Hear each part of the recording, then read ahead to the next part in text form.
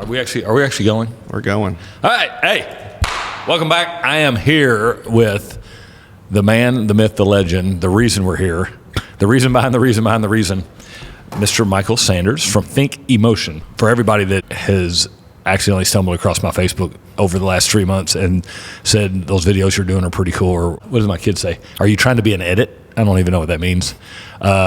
He's been the one throwing that content out. I'm so thankful that we connected, not just business-wise, but just kind of aligned in our thinking, and you affirm a lot of my crazy ideas, and maybe I affirm some of yours as well.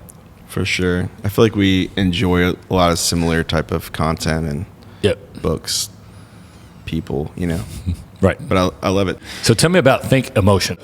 So you've done like music editing. That's your passion? Yeah. So I started off just playing a lot of music. I was in bands.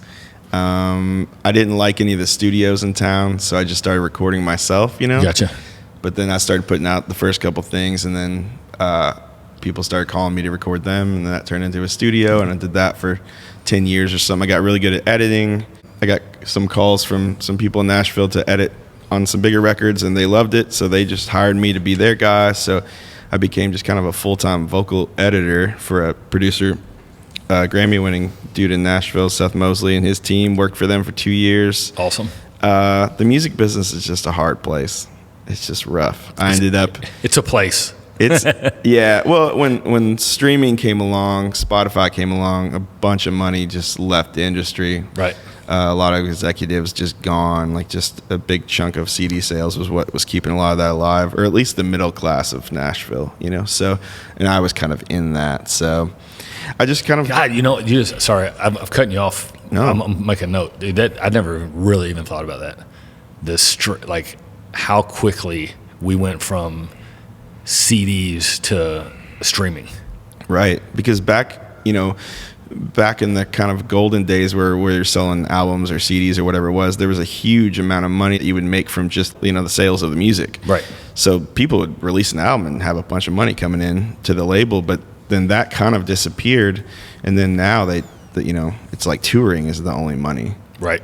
But now, since that's the only money, now the label wants a piece of that. Everybody wants a piece of the touring. And so it's just, I don't know, a lot of people, but it's like the Wild West in a lot of industries now, but especially music. But there just wasn't, doing the tasks I was doing, it just wasn't, the time versus money was so bad. Right. I was ended up getting a divorce and was in single dad land, had a couple little kids, and it was just a bad vibe for me. Gotcha. and late nights and stuff too. It just wasn't good. So enjoyed that. But I just kind of started to do video for some people. Ended up on retainer with a company that Kroger owns, working for their corporate. And I started making little documentary style pieces for their stores and food banks and different people that supported that. I got a little better camera, started learning more stuff, and I ended up making a video for my daughter's school to help out her teacher. And all the kids singing We Are the World at Clarksville Elementary kind of went crazy viral and just opened a lot of doors. So and that was one of those things where growing up, making music or whatever it was, like, I love things that, like, for me, indicator of what makes art amazing is if it makes me sad, if it makes me cry. Like, if I go to the movies and I'm like, right? And I'm like, whoa. So that's almost like, that's like my highest praise of something, or a song, right? Or I like to think about this too, like, if you were dating someone and you guys liked a certain CD, and then you broke up and you're like, I can never see that or hear that CD again, right?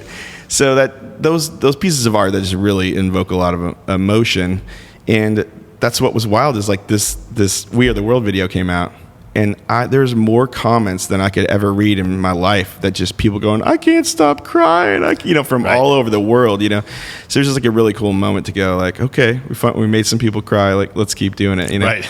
And I'm not, full disclosure, I love the idea of art. I'm not an artist. I can't tell the difference between Picasso and finger painting. I'm just terrible, but I know it's got a place. Oh, yeah. And I think about what you just said really resonated with me. It's that it creates that emotion. Like when you see it, makes you happy, makes you sad. Like it cuts through all the bullshit and gets right to that emotion that's central to the human body, right? Fear. Right. I think fear, the most basic emotion is fear, and fear, anger, all that stuff. Crying, love, compassion, and I think crying is probably a reflection of like your body just it's your body's physiological response to right. It's like you turned it up to 11 and there's like an overflow, right? Yeah, exactly. It's like, so I think that's, that just became something that I really, I after that video, broke wide open, and Katie Couric put it on her Instagram, and we started getting calls from everywhere. And I still get tons of emails. I just was talking to a school in Spain this week that wants the music tracks because their kids watch it every day and they want to perform it. So it's just like turned into a wild thing. But I ended up getting work with some nonprofits and really making some cool emotional type content. But for the most part, I just love marketing. Yep. And I love I think I was thinking about a, mission statement type stuff lately. Right. Right. And I was just like, obviously attention is what we're after. Right. So I'm like, make things worth people's attention. Yeah. I want to make things that are worthy of stopping scrolling for. Right. So how do we do that? How do you do that? Yeah. And it's always, and also too, think about it from, this is my thought process lately, but think about what they want. It's like, this isn't ever about us or me. It's like, I want to make it about everybody else. Like, people care about their lives. They care about their kids. They don't give a crap about me and my video business or but at the same time, it's like real estate and marketing and all these things, they are a part of people's lives. And right. I think what makes this, what you and I have done together, it's documenting, right? And shout out to Gary Vee. That's who I think has cornered the market on attention and how to use social media, but and how to give, and you'll give everything. Anyways, I don't know why I went down that rabbit hole, but what we're doing, jab, right hook. The thing about as you and I working together, we're trying to create a streamlined vision for it. It's really just about what I'm going through, but it's not. And I think this. I don't have a tremendous amount of hubris. I think if I'm going through it, somebody else is going through something similar. For sure. And I can validate it for somebody. I can help them navigate through it. And then, I talk about stuff and people reach out to me and say, do you think about this? And it gets my dynamic thought pattern going again. So I love, I guess this is about me, but it's about me because I'm a human being and people go through similar things. And hopefully I've been so blessed over the last 5 years. Hopefully I can get that out to as many people as possible. Yeah. I don't know how we went in that direction. The emotion, the personal side. It's good. I think the other side of this, especially the stuff that we're doing with kind of like personal content for socials and stuff like that, is this vibe of letting people experience you. I think people likely buy from people they feel close to that they know, right? Right. So this is, I think making content is a way to scale people knowing you and people feeling close, right? Yeah. Because it's like we can only run around and, shake enough hands, kiss in one day. Babies. Kiss enough babies. But this is making stuff to where, because you think about it, like what's our favorite podcast, like, or whatever, we're listening to Joe Rogan or we're listening to, Lex Friedman or whoever. I feel like Jordan Peterson. Jordan Peterson. Yeah, exactly. If we saw those people, I wouldn't feel that. I would be starstruck and fangirl boy way, but I would feel a comfort level to be like, I could feel like I could have a beer with them and that would be okay. And we could talk about, we have common language and common understandings of. Oh, for sure. I would love to sit down with one of them. I could probably drop about 12 of their quotes on them and they'd be like, this guy, get me out of here. Well, and I think too, it's like getting people to know you and have a comfort level where they trust you, right? Right. And then also that you're top of mind for whatever your service is. Yeah. But I've been really liking thinking about everything on the back end of that. Like, it's kind of like you offer some services over here, but you're not really pushing that. You're just like, let's get to know each other. Right. And then once we know each other, if if like just me and you, right? Yeah. It's like if at some point I'm trying to buy a house, I'm probably going to think about you first, right? Exactly. We had a really great experience with some new clients and new friends recently. Never once we talked about business. What do you do? What do you do? Never had any kind of like sales conversation. Mm-hmm. Like, hey, when you're wanting to buy or sell a house, give us a call. Never came up. We never tried to sell ourselves to them. So why did they pick us? And they're professionals. They've owned multiple real estate pieces of property. They've had multiple transactions, and they chose us. So I was kind of reversing engineering that, and I was like, wait a second. They got to know us. Mm-hmm. They got to trust us. When they thought about it, they thought, well, we like them, we trust them, we believe that they're successful, let's use them. What happened was they literally are like, I had no idea the difference in level of service that one real estate agent could provide against another. And not to knock they love them, they're friends, they know their previous agent, but they're like, he was good, you all are good times 10. However, had they not gotten to know us, they may have never used us, would have never had an experience. So that's kind of what we're doing is, I want you in our world. I want to build some trust and rapport with you before you even think about buying or selling a house. Also, too, like we've talked about this a lot with, agents and stuff. Like people don't have a reference point till they use a couple of different people, right? Right. They don't know how good or bad they have it sometimes, and then they encounter somebody great like you guys, and it's like, whoa, we've kind of got back on me, and I don't like that. Where's your business going? Because I know, which was fun. I think I threw spaghetti on the wall and your name rolled out. I was like, hey, because I teach a lot, so I was like, I need to get some of this recorded just for brand awareness. I think somebody, my friend Ben Brown tagged me. Yeah. I don't know Ben Brown. I don't know how. I have to go back and look at that. He's a friend. I've known him through music stuff, but shout out to JT Roofs. Oh, that's right. He's a roofing guy. He canceled on me. Did he really? Oh, Ben. No, I was literally picking up the phone to call him. And he goes, I totally forgot it was Oaks Day. Can we reschedule? Oh, that's right. It was Derby. Yeah. He's a great dude, and he's connected me with a lot of people, and thankful that he connected us. Yeah, I look forward to sitting down with him. Yeah, for sure. Right, so where's my business going? That is a great question. Because if I had the money, I could hire you full time and keep you busy. But yeah, I can't. I'm not yeah. No, I mean, I'm trying to. It's been a crazy like 5 or 6 years to figure out. I mean, I get up every day and kind of ask myself where it's going. I think I really enjoy the overall concept of people taking over a certain space in their market by them becoming more famous. Right. I mean, to be honest with you, I mean, famous is a stupid word, but I'm saying like basically, we have the tools and social media that, and I've thought about this for me too lately as I'm kind of plotting a course for socials and stuff I'm going to do on my own. But it's kind of like, you can walk into a room and people already know who you are. Right. Yep. Why not do that? Yeah. Right. And so to me, it's kind of, and I don't know about you, but I'm almost kind of going like, this is kind of a trip. Like if this was easy to do, like everybody would be doing it. Right. Right. Also, it's like, it's a trip to produce it. It's also a trip to have the balls to sit here and to talk and be vulnerable and be audacious enough to think that people give a shit what you're talking about. Yeah, which it's like if we were live right now, there's one person on the live. No, but I think it's going to be the people that decide to do it, right? That really are going to be because they're just going to be the people at top of mind, And well, I think Miranda was on here last time, and we talked about the energy, like.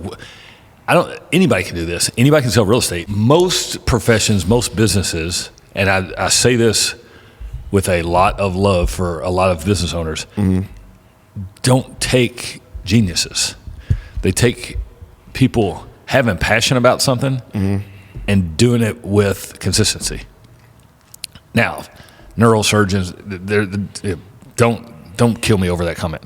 However, with that being said, anybody time on task over time. 90%.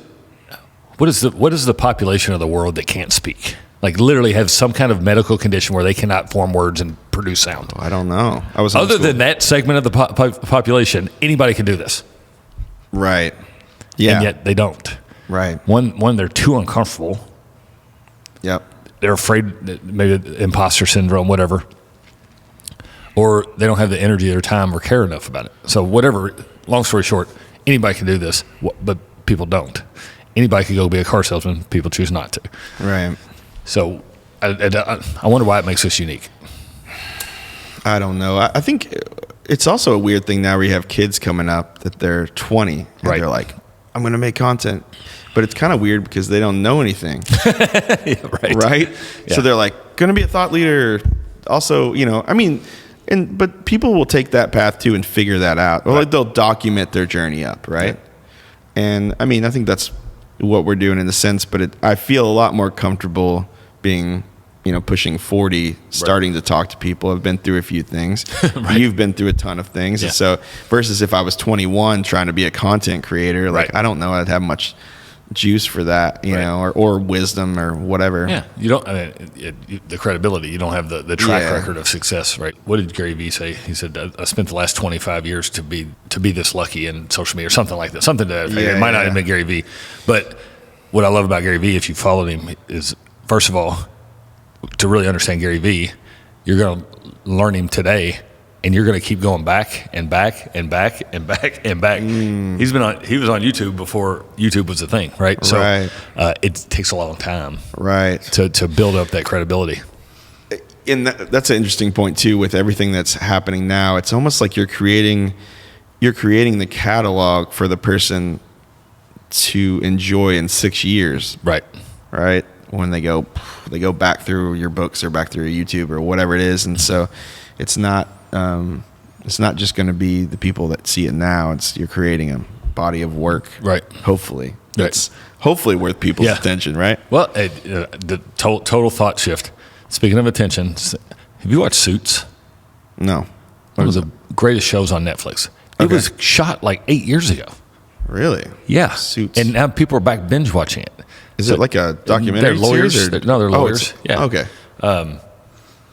So I guess my point is you never know when you're going to grab people's attention. Right. Like that's like one of the hottest shows Yeah. on Netflix now. And they probably, I don't know what the numbers were, but when they did it the first time and probably didn't get the viewership they thought, I guarantee they've got more viewership now than they did when they released it. So it's, Well, sometimes too, you don't know. Sometimes they're over there ahead of their time, Right. and all of a sudden, It clicks. it's relevant, Right. know. So I'll watch Suits, and you have to watch Baby Reindeer. So I that's can't watch. I tried watching Baby Reindeer. It's so weird. It's so weird. how far did you make it? I don't know. 12 bourbons. Maybe that's why. Maybe because I was on my 12 bourbon. I you couldn't follow did. anymore. Yeah. I haven't sat down to watch it. My wife started watching it, so in and out of doing things, I caught parts and parts. I'm just like, It's pretty rough. I it's- wouldn't recommend it to everybody, but it Yeah. is like once you watch the whole thing, if you get through it at some all right, point, let's talk about it. I will It's watch got it. a whole arc that kind of like it's like almost like a portrait of how abuse affects you, and you Yeah. know, it's interesting. Yeah. But it's so funny that Netflix will make shows that are like so messed up that they have to have like a mental health number at the end of it. They do.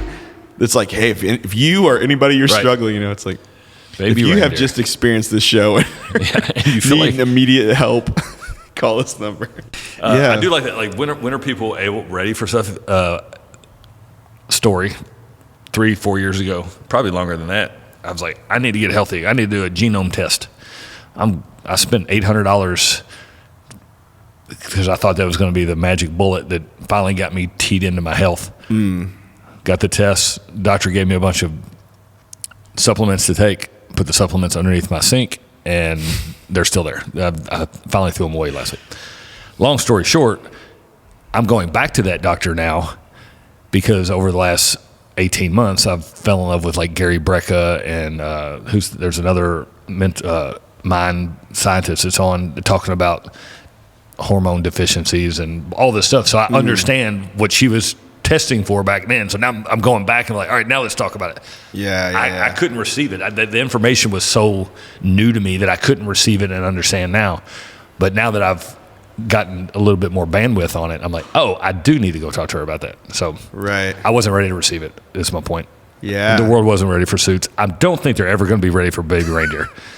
They're loving Baby Reindeer. You just haven't made it through it yet. All right, I'll start it tonight. No, but that's an interesting concept that I've thought a lot about, to where, and think about this, like, say at the level you are in your profession now, or some of the stuff I'm doing with what I'm doing, it's like, if we got to hang out with somebody, you get to hang out with somebody that's like way better than you. You can only like take so much in. So it's like if you took a kid that just doesn't know anything and let him hang out with somebody that would intimidate you at your job, like they wouldn't even, they just couldn't even make heads or tails of the kind of wisdom that's happening. But it's almost like you can stage, it's like stages or ladders, And it's schema, right? It's how you learn. The more blocks you have at the bottom, you can stack more information on top of it. But you've got to continue to spread your learning out so that you can bring in new information. Right. God, I just went back to my teacher days. Shout out to Miss Benningfield.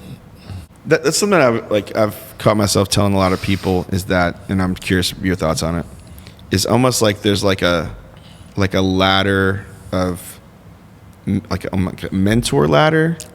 Okay. So let's say that there's somebody that just bought a camera. Right.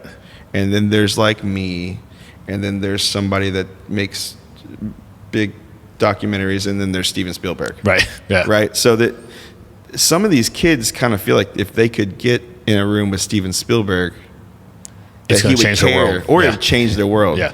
But the problem is they couldn't even handle it. Right. And he wouldn't hang out with them. Right.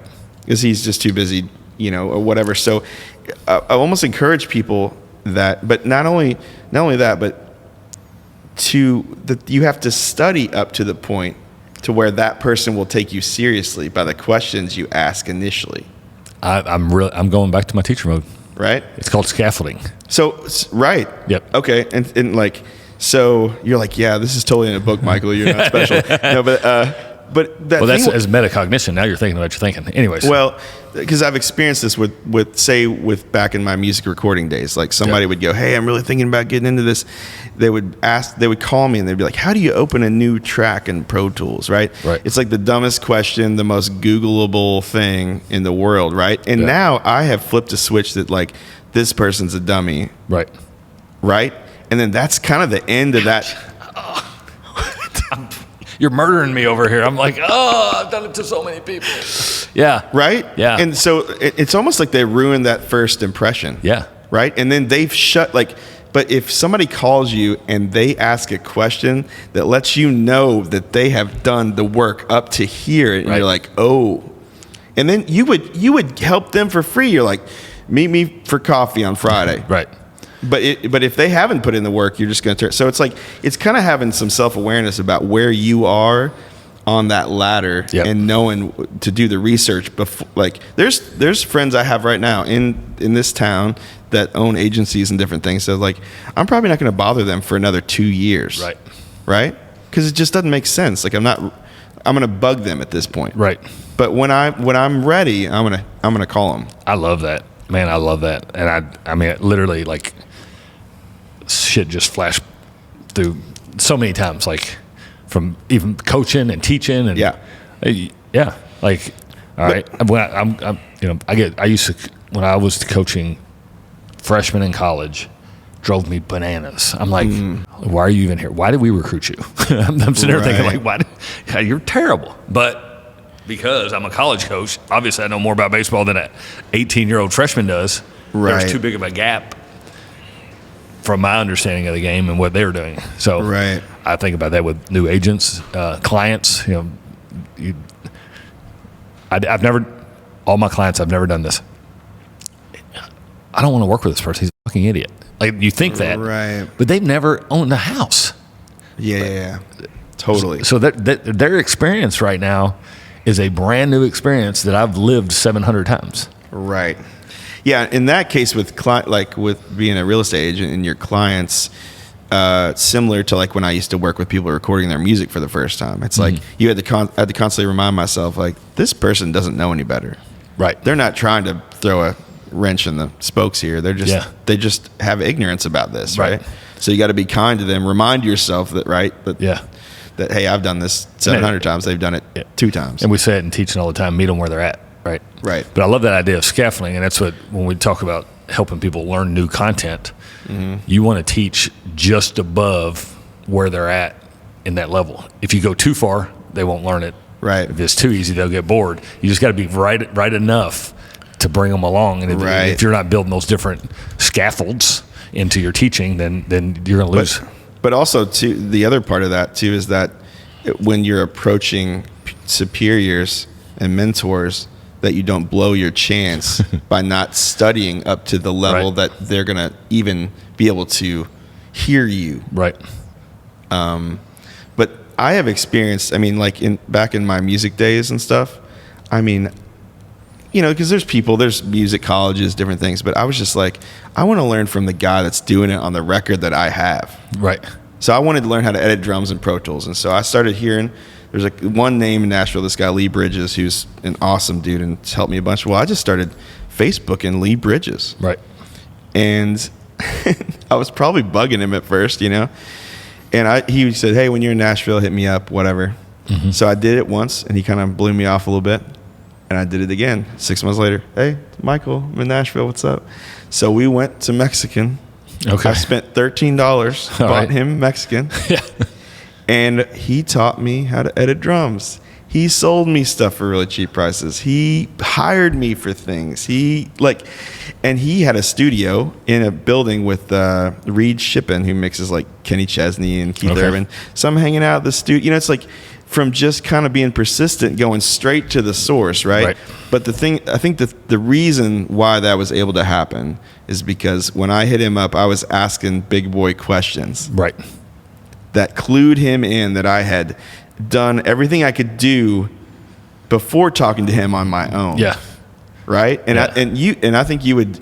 I totally agree. I mean, you've run in a new thought pattern. Right. And so, but if I would have bugged that guy before I had the good questions, that would have just ended that. Yeah.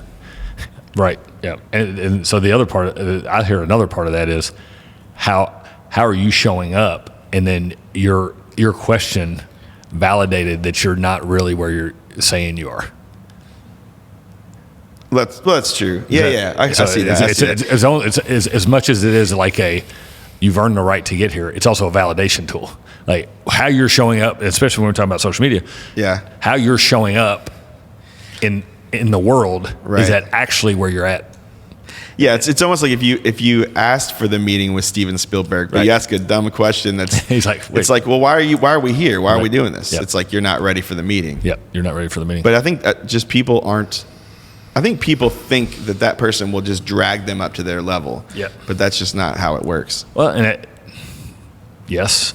And also, even if the person tried to mentor you, which they won't because they're too dang busy, Right. But you couldn't even handle it. You can't even handle it. Yep. No, that's, you said something that got me going again. Ignorant. I think the most misunderstood word in the English language. Yeah. You just called somebody ignorant on. Ignorance. Well, oh yeah. I guess it's a little bit of. I mean, but I think that's a way. I feel like me deciding that people are ignorant about things is the way that I can have compassion for them. Right. Right. Because it's like, man, they don't know. And I've constantly told myself that. I'm like, they don't know any better. They haven't learned They're it. not They haven't trying to learned it be yet. mean to me. Right. They just don't know. And that's why they're like, you know, because and I'm sure you've had that many times, like Yep. people just, and also I feel like the other thing that's funny is like, it's the tiny transactions, the tiny things you sell that people will give you the most crap about, right? Yep. It's like you could have some crazy consulting thing that they're gonna wire over a ton of money. You're right. And they're like, yeah, it's in your account, whatever. And then you got the $49.99 person like, wait a minute, what am I really, you know? Right. Which I think Can you justify me paying this much? I just heard that from I think that was an Alex Hormozy thing. He was talking about that, but that's still true. It's You got me thinking. I love it. Let's replace ignorance with they just haven't learned that yet. they just haven't learned that yet. Yeah, Hey, but also look at him. He's so ignorant. Look at him. He hasn't learned that yet. Right. But I think there's almost like two sides of this, right? It's like the people that are going to be like your peers or employees or colleagues, and then there's the client. Right. So it's like, yeah, if the client that's over there that you're helping, that's one thing. If they're ignorant, now if it's somebody that you're trying to work with or work for you, you're going to expect.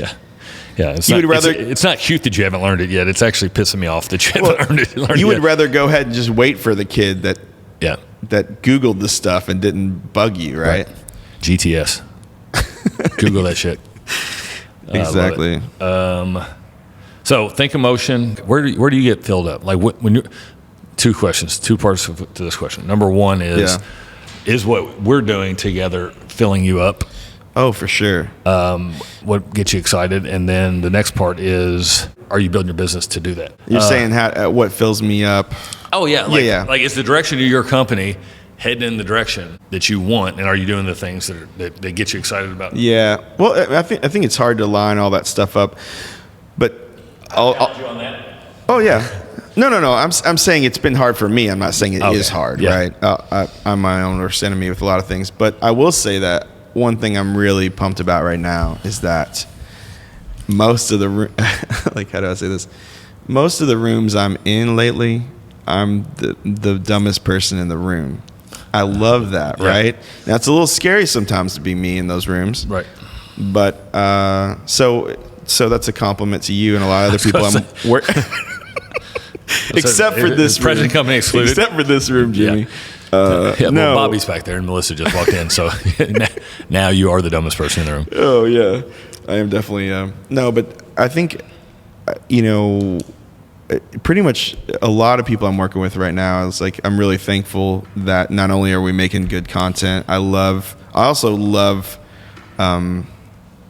I don't know. I feel like a lot of people I'm working for right now, I would recommend them besides any business stuff. I love that too. Yeah. The fact that I can really buy into, but for the most part, just even getting this type of content, even like what we're doing right now, I'm like, this is great. This is the kind of stuff I would listen to anyways. Right. And I'm getting to work around it and getting mentored by people that know more than me. So I love it. So where do you geek out on this? Like, so in my mind, what you do, and tell me what you're wrong. You've got audio, video, editing. Yeah. I'm doing the marketing.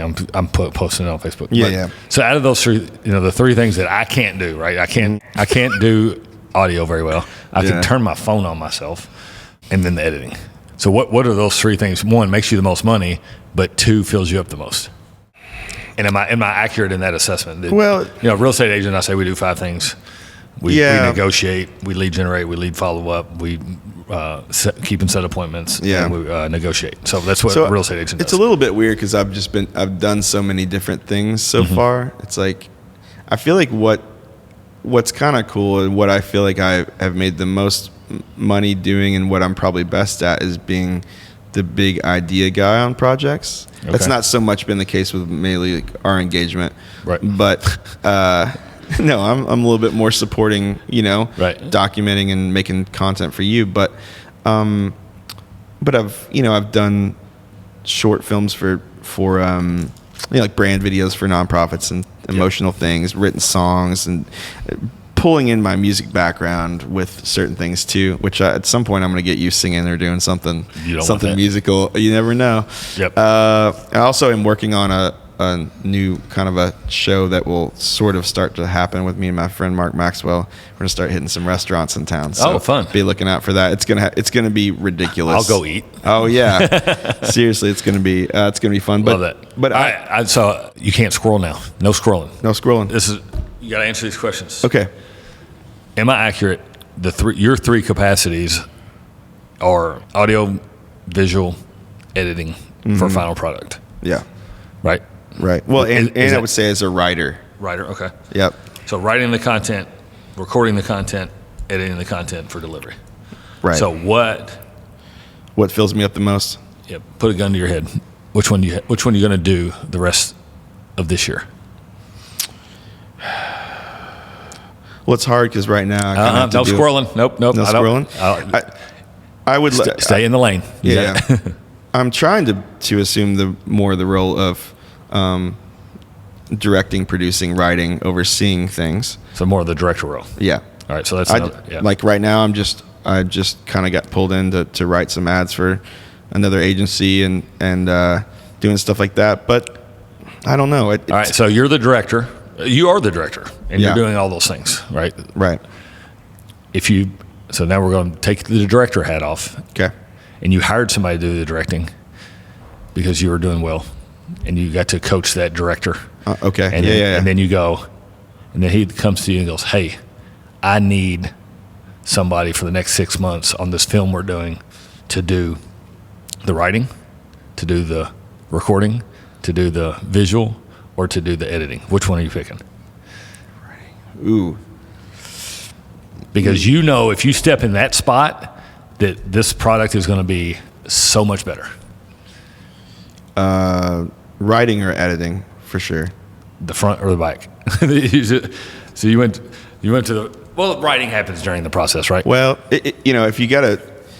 if it's a turd in the beginning, it's going to be a turd at the end. Right. So You can't make chicken salad out of chicken shit. sometimes it depends if I want. Like the thing is, I'm not telling you I'm an amazing writer, but I'm telling you I'm in rooms a lot, or I'm not in room. I'm saying like I've been in situations where I'm like, well, I guess I'm going to have to be the writer because this isn't very good, right? So it depends on what. Well, and you're very talented, so you can do all those things. But which one of those things is going to be most impactful for the film? Yeah. Where is your expertise going to show up and create the best version of whatever it is you're working at? Yeah, I think it's the editing and the. No, you can't say and. One thing. Well, what's weird is when we're I'm scrolling, but the thing is though is like what's weird is that we are talking about like 3 different products, right? And so if we're talking about like a short film for a nonprofit, or we're talking about social media content, those are kind of different things, right? So, all right. These are great questions though. I am being squirrely. I'm changing my lane. If you could direct or produce any type of deliverable, I'm saying social media, brand awareness, short film, radio label, record, whatever. Which product would you, for the rest of your life, be okay doing? Directing. You're the director. Oh, directing. I love movies. Okay. And I'm like writing one right now. Like a full movie or a short film? Yeah, like a feature length, you know. I've got a movie I want to write with you. Yeah. I mean, the thing is that what's weird is, and you know this too, it's kind of like I couldn't really envision doing something like that but it's like the more skills I pick up, it's like I can start to see, it's like, oh, I could see that, right? So that vision's only coming alive because of what I've been living lately, doing stuff like this or, whatever. So let me ask you this last question we're getting off. You said movies. That's what you would do. You love doing. Yeah. Which one of those genres is the most ROI on your time? Which one of those makes you the most money? Makes you the most money? Yeah. Ooh. Well, I mean, I would say that the people have made crazy money on indie films that end up blowing up, right? Because the budget was $5 million. So if we're talking money, not that I'm an expert on the finances. Which one's the most lucrative? Which one is the most dollar productive use of your time? Well, I think it would be the movie that I'm trying to think of, like the kind movie of that blows up. Well, yeah, no, it would be the movie with a low budget that blows up, right? I mean, it doesn't. I mean, it's hard to. Is that chance? Is that outcome totally to chance? So last time, all right. Hey, welcome back. I don't know if we haven't edited it yet, but we did it to be continued because we were gutting on a rabbit hole last time we talked. Yeah. I wanted to finish up, but speaking of the names, we're like the baby. We're like the names for a podcast. Yeah, we're like a couple that has a baby that doesn't know it's what they're going to call it yet. Name it, yeah. So last time I wrote down the sauce. The sauce. I can't remember why I wrote down the sauce. I think you said no. Miranda said, the special sauce. Oh yeah, I didn't say that. Yeah, she said that. Not like that. I don't know. That might be a little better than hell yeah. I still like leader. So somebody said I look like Ted Lasso. I'm going to show up to a team meeting. Oh, okay. By the way, I'm going to show up in a team meeting with a mustache, and I actually ordered it last night. That's why Jennifer and I got in an argument this morning. She's like, "Why did you spend $80 on Amazon last night?" I was like, "It's going to be funny." She was not excited. So, You know, I still have not watched Ted Lasso. That's Okay. crazy. so I got Baby Reindeer. You've got Suits and Ted Lasso. Suits and Ted Lasso. What else? What else do I have to watch? Ooh. I don't know. I'm trying to think about you and what you like. I'm not totally sure. Have you ever seen Dark? You ever heard of that? No. That's a pretty cool one. Real Is it- time travel, weird sci-fi kind of. It's in It's German. not rom com. Huh? No. It's not a rom-com. I'm not into it. No, Dark is really cool. The Sauce. Can we do The Sauce? I wonder if that podcast The exists. Sauce, I don't know. Dark. I need to. Well, you think about it. I still like. Yeah, you gotta watch Ted Lasso. Leadership lessons from Ted Lasso. That would be great. What were the other ones I spit My at? friend Mark loves Ted Lasso too. What? Yeah. So that's what happened. Did you follow the email chain about a week ago? I went from naming podcasts to ordering Ted Lasso stuff. Then I came back to the email. I was like, "How about leadership lessons with Ted Lasso?" And then I thought of something about 15 minutes later. Was that on that thread? I don't thought know so. I don't know if I was. I don't remember. Yeah, because you said Ted Lasso. Yeah. Well, I'll have to check it. All right. I like the differences in the difference. But that's too long. Oh, on names here. Yeah.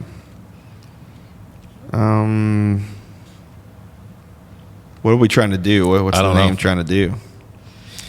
Well, that's an interesting thing. That like we were just like on the email thread, we were talking about what are we trying to, Right. What are you trying to do by making content, right?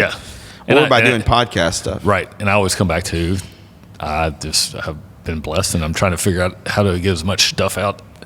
Well, one of the things I feel like you didn't say on the email last night when you were talking about the purpose of this, Gotcha. which is, I think one of the other things about you doing content like this is pulling other guests that are in the community and being able to leverage their audience. Yeah. Giving, like, it's not just content about Jimmy and Jennifer in real estate. Right. It's like content about them and what they're doing. And you come Yeah. along for the ride with that. I think it's Yeah. awesome. Yeah.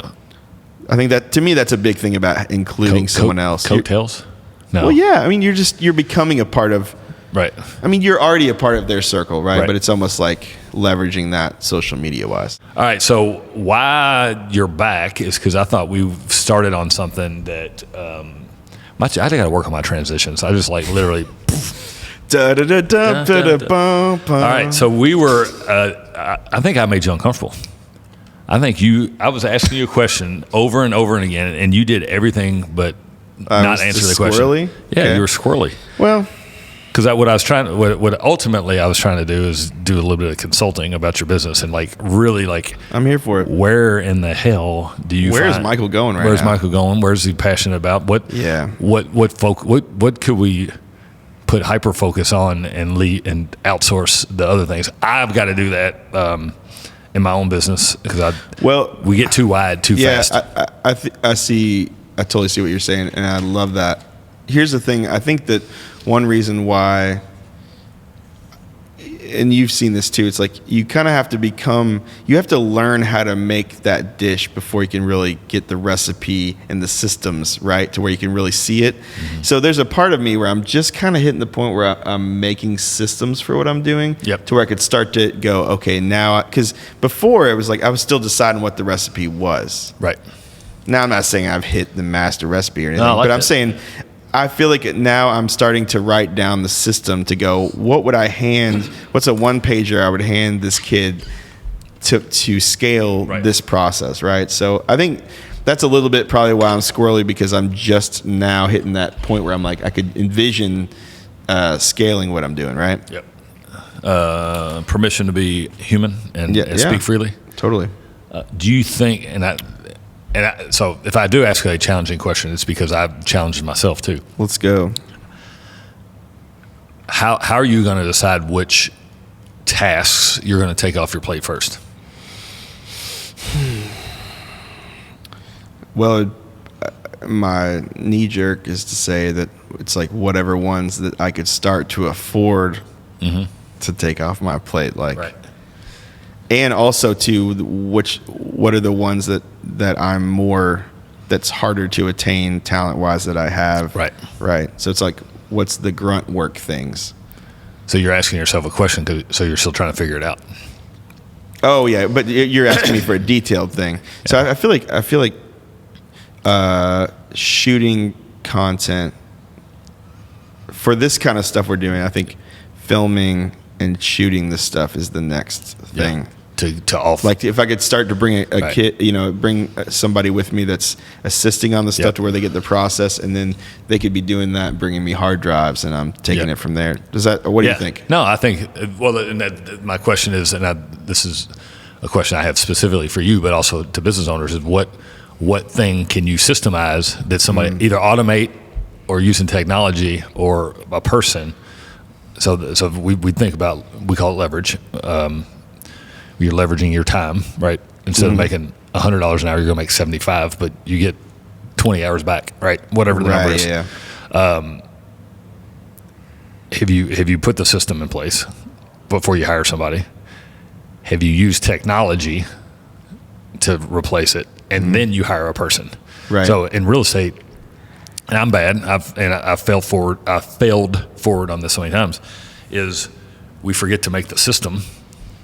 And we're expecting somebody to come in and run it the way we want it ran, but we haven't wrote it down. We haven't created rules around it. We haven't created standards, and so have you made the system? Have we put the goalposts in front of them so they know where to kick every time? Right.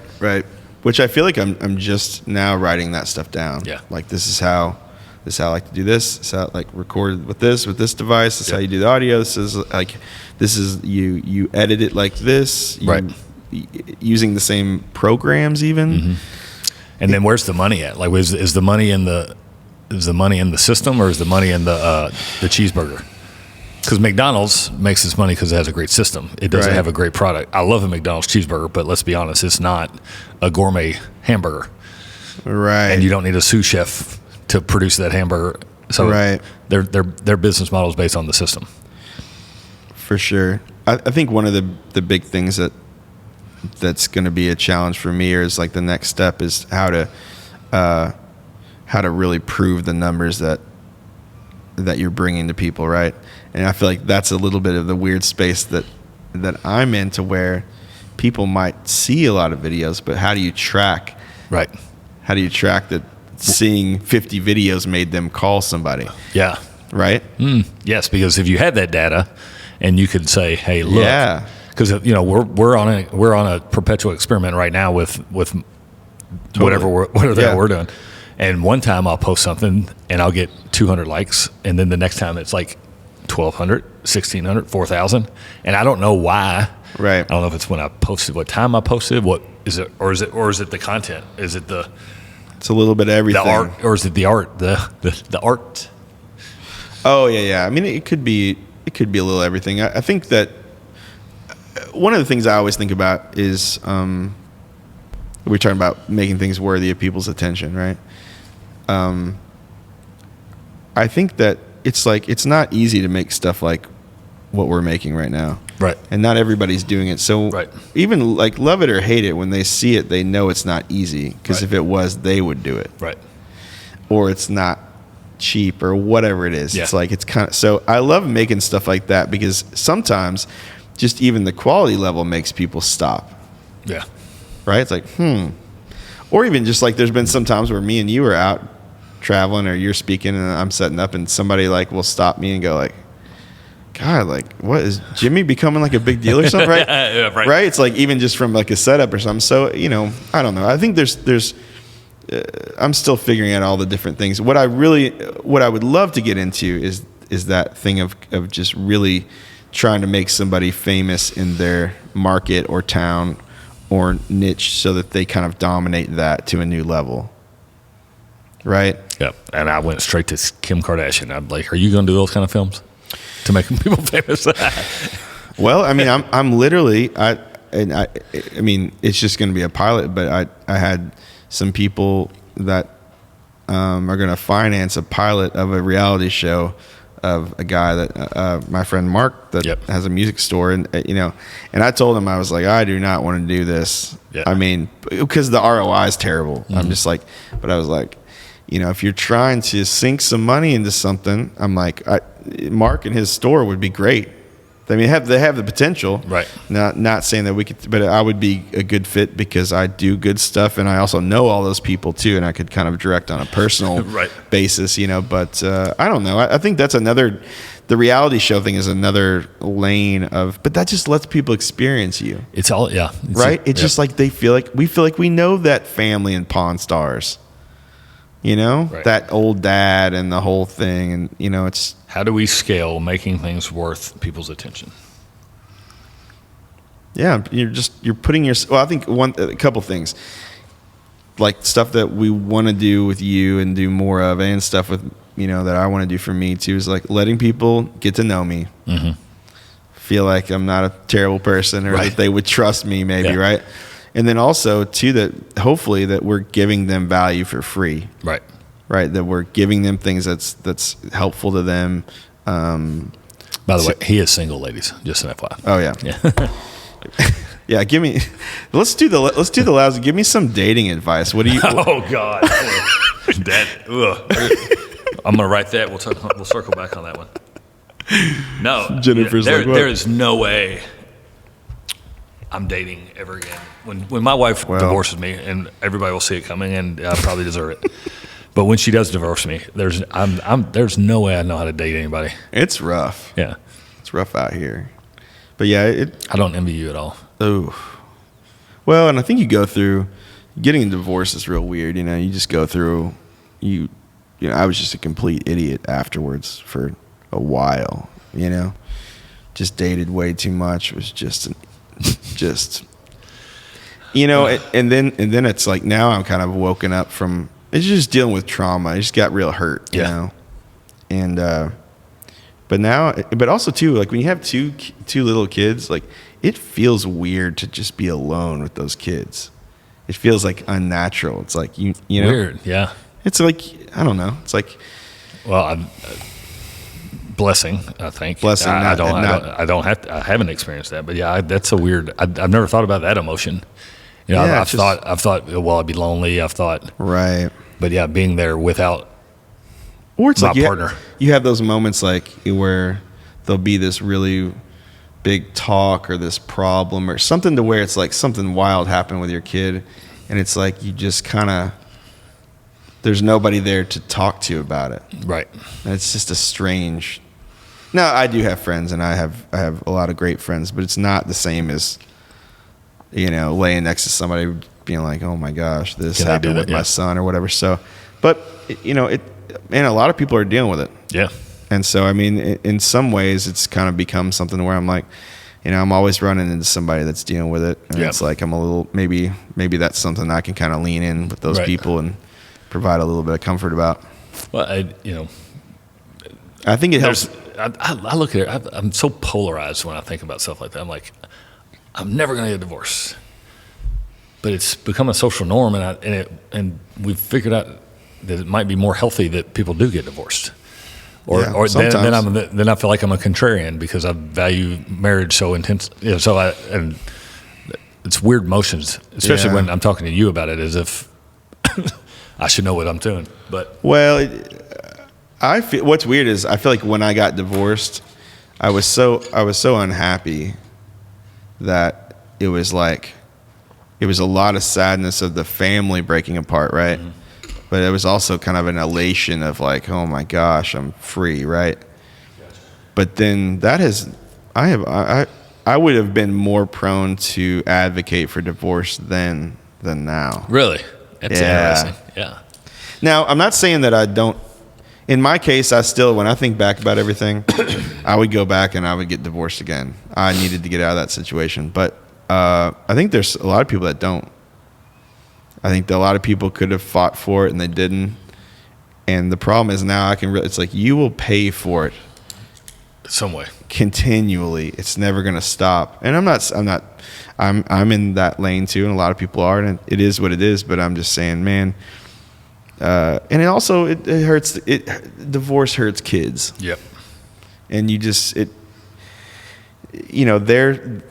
even from the logistical thing of like, oh, my Nintendo Switch is at their house and my blankie, and it's a nightmare, right? And that's just the simple dumb stuff of it. Yeah, that at the end of the day don't matter. Think about that.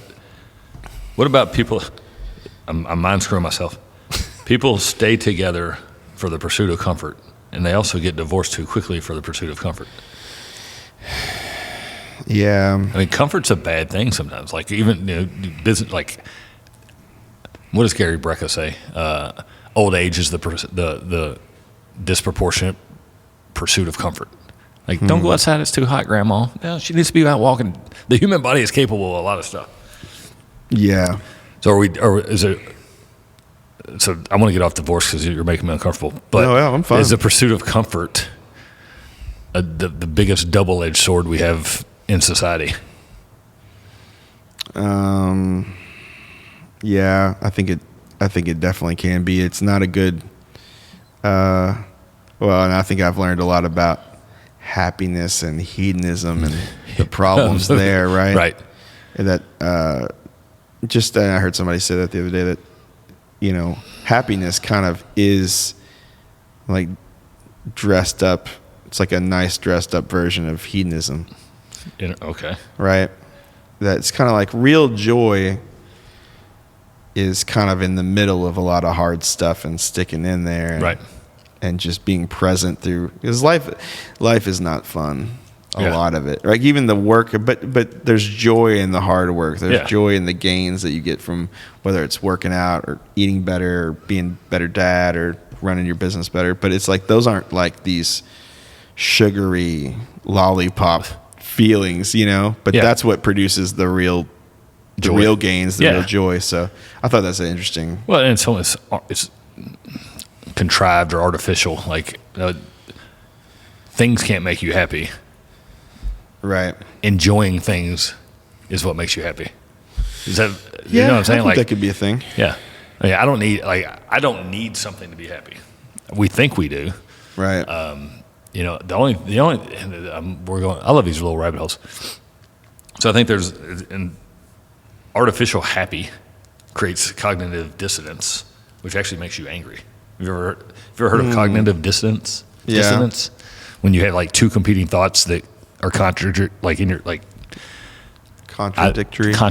and it actually creates anxiety and frustration. It manifests itself that way. So I've found myself being mad in situations for no reason. And I'm choosing to be mad because I'm wrestling. I'm mentally going through like kids in their computers or their phones.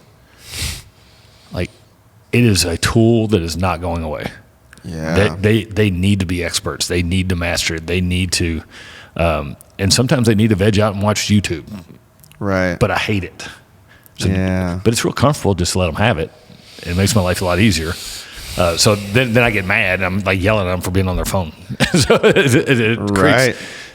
And I mean, and it's, same. My kids will yell at me for being on the phone and I'll yell at them. It's like, we literally had that happen last night at Texas Roadhouse. It's like, and I was like literally trying to figure out childcare stuff for today for them because so I can buy you dinner. Dad, you tell me to get off my phone. You need to get off yours. Yeah, it's the phone thing is just with our kids and I think establishing, which I figure it out and teach me, but to how to establish the boundaries and keep it. And man, again, we have to commit to being uncomfortable. Yep. But I'm going to have to be more present. I'm going to have to get my work done at the office before I come home so I don't grab my phone. There's so many times I get so mad at myself. Like, I'm picking my kids up from school. You know what it turns into? Me working through picking them up from school and we're mad at each other because I wasn't present. So it would have been better if I would have just stayed at work and had a babysitter bring them home and I spent an hour with them being happy than picking them up at school. Again, cognitive dissonance. So, the phones, we got to get uncomfortable because they make our life so comfortable. It's in the morning, you want to work on something, go ahead and grab your phone. No, put your phone away, let's go shoot basketball. Right. Well, also, I think there's also a part of this too where since we didn't grow up in this world, like we kind of don't know how to deal with it. Right. I think if we had grown up with a phone in our hands, we might have the boundaries figured out about how. Right. But we've never seen how this is dealt with. Right. Right. And or at least I did. I did. I went and grabbed the remote and watch TV for 3 hours. Oh yeah. I mean, Saturday morning cartoons was a thing. Like you were expected to get up and sit in front of the TV and watch cartoons. Super Mario Brothers 3 for Yeah. 5 hours. That's and all they're tried to doing. beat- Yeah, they're Yeah. just carrying their TV around in their hand. Well, They got video games. They've got right. And I think everybody's always like the new thing is the devil, right? Right. And we're the old guys now. And so whatever. But I think the other part is that this new entertainment is so optimized to be attention crack. It's at a different level. I feel like me and you, it's like we had like weed and they kind of have like meth. As far as like, because so your gateway drug is cocaine. yeah, well, exactly. Because I think for me, I would play Nintendo, Right. but it's like it was hard, and eventually I would go, I just got to go out and get on the swing setters, right? Right. I feel like this stuff doesn't let them go. In a new way than our stuff. I don't know. No, I What think do you're you 100% correct. Just like It will just keep you will sit in your Yeah, chair yeah, and it- eat chips right. for 8 hours. Like, Well, so just like when we talk about strategies we use on social media, one of the strategies to keep somebody on a reel longer is basically have it loop. right. Like you will watch something like 6 times and didn't realize that God, he's saying the same thing over and over again. Right. So yes, it's all about attention. Well, then think about this. Think about what we're talking about. And then it's like we turn it back around and it's like the things that's pissing us off, like we're kind of trying to learn how to be the drug dealers of that thing, right? Damn it. I mean, but it's Unintended consequences. That's what this is.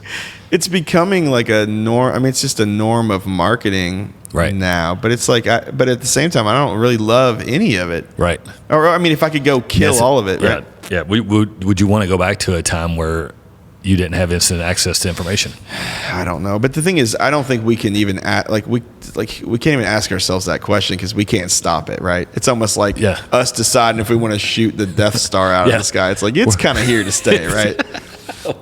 Like we're at The Death Star, yeah.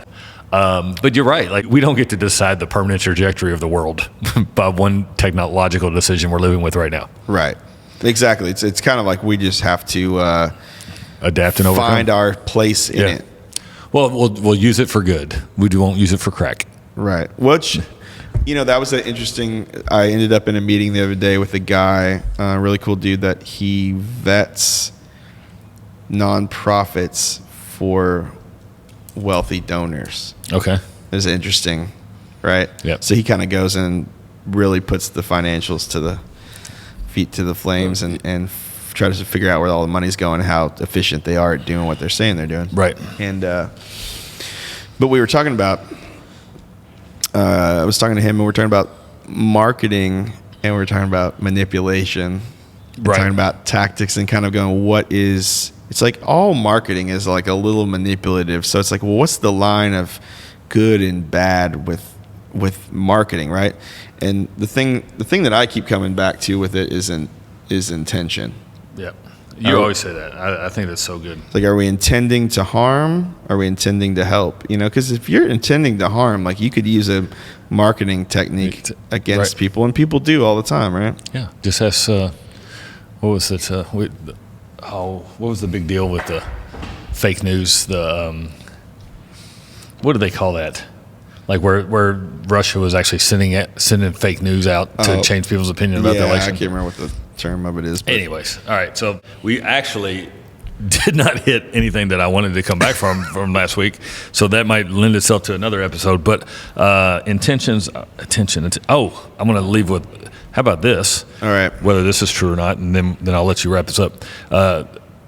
Some of the big like fast food companies, there's a flavor receptor that creates more dopamine output than any other, and so they literally have scientists trying to figure out what flavor combination creates more dopamine when it hits that receptor, which then in turn creates an addictive response Yeah. to that food. So you're talking about intent. If we know, well, we knew cigarettes were bad, right? Right. And I guarantee they had the science behind it that said, hey, this is actually creating an addictive experience. Let's keep doing it. right. So It's like they have the rats that prefer refined sugars to cocaine, right. right? So what God. are we doing here? Yeah. So if these people are really like using genetic manipulation to get us addicted to their product, then I feel like that would be crossing the line. especially if your product doesn't necessarily do good. Yeah. I feel like probably whatever McDonald's is doing is worse than anything I'll ever do, for sure. Right. Fair enough. There's your metric. Will McDonald's do it? No. Yeah. Don't be more evil than McDonald's. No. I don't know. They get a But bad rap. I think the main thing for me is that do I feel like I'm not saying I've never been a part of or made content about something I didn't super love, but if I believe in the product, I feel a lot better about what I do, right? Right. That's an easier place to where you can be true. Does that mean you believe in us? I do. I believe in the All right. Joel So, Smith group. so the rabbit hole we started Okay. last week or ended last week with, and I wanted to come back to All right. because I want you to make a decision. No dodging this time. You dodged Okay, last week. Here we go. So you're now the You owner. make me- You're the owner of a production studio. Okay. And you've directed all this stuff. And I can do And, whatever I and want. you do whatever you want. Yeah. With these two things, you got to make the most money and have the most impact on it. So you fired yourself as a director. You hired a director, and the director came to you and said, "Hey, on this project, But why is there this direct? because you're a director. Like so that's your. So I need to own the whole company, and I can't even be the director now. No, you want to fire yourself because there's somebody that can do it better than you. Oh, okay. So now we're going. Well, what am I going to do? Be the guy in the office that just owns everything? Yes. Okay. I'm not against that. Just answer the question. What project are you doing, and what specific role do you have make the most money and have the most impact? The director. Other than the director. Oh, if I can't be the director, and yet, so,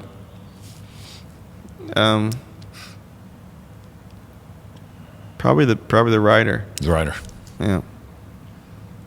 Why haven't you been writing stuff for me? I know, right? All right, what kind of writer? Well, but fiction, nonfiction. I don't know. The thing is, though, it's like every kind of I'm doing so many different things to where a lot of times I come in as like trying to document. Are you wearing that as a badge of honor, or are you attacking it as an opportunity? So all right. No, I know what you're saying. I know what you're saying. You're not allowed to go down a rabbit hole. So you're a writer. Now you got to decide: fiction, nonfiction.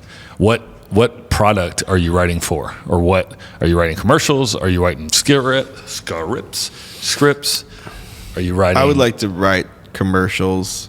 For what kind of product? Like 15, 30-second commercials for bigger brands. Just so everybody knows, I'm not saying I think I'm amazing at all this. I'm just saying what I would like to do. That's the question being posed. My